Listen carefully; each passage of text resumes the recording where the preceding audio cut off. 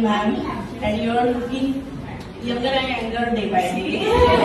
Means Krishna त्यांची मुलगी आहे असं वाटतच नाही, कारण मॅम आणि एक जो क्युरियस बेबी आहे ना मॅमच्या अंदर की नाही ये भी सीखना है वो भी सीखना है, म्हणजे स्टॉप नाही झालंय त्या, अजूनही त्यांचं शिकणं सुरूच आहे. आणि त्या ते शिकून आल्यानंतर जे त्यांच्या स्टुडंटला बोलवतात, म्हणजे बॅच झाल्यानंतरही त्यांचा मेसेज असतो आधीच्या ग्रुपमध्ये की तुम्ही या, मी काहीतरी नवीन शिकवत आहे. आणि सेमिनार्स होतात तर त्यात जे बॅच रिसेंट चालू असते त्यातच त्या म्हणत नाही की सेमिनार आहे या, त्या आधीच्या बॅचमध्ये पण मेसेज टाकतात. आणि मी म्हणजे मला बेस्ट ठिकाणीच जायचं होतं आणि मला बेस्ट ठिकाणच मिळालं अमरावतीमध्ये. म्हणजे माझं 2 वर्ष मी विचार करत होती की पुण्याला जाऊ, इकडे जाऊ, तिकडे जाऊ.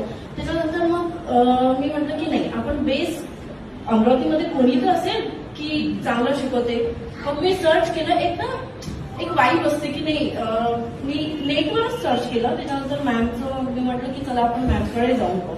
आणि आपण 2-3 लोकांना विचारतोच की कोणाकडे झालं पाहिजे. तर सॉरी मॅम, पण सगळ्यांच्या तोंडात असेल ती ऑर्चिडवाली, तिचं खूप बेस्ट चालू आहे, ती खूप छान शिकवते.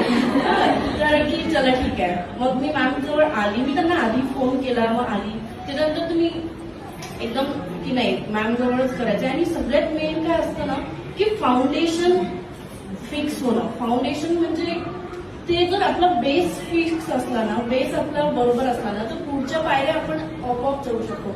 आय डोंट नो की मी मोठी होऊन अजून कुठे जाणार आहे, काय शिकणार आहे, किती हार्ड राहणार आहे, किती सोपं राहणार आहे. पण मॅमनी जो माझा बेस पक्का केलाय ना, तर त्याच्यावर मी खूप जास्त पायऱ्या चढणार आहे मॅम. आणि thank you so much for that.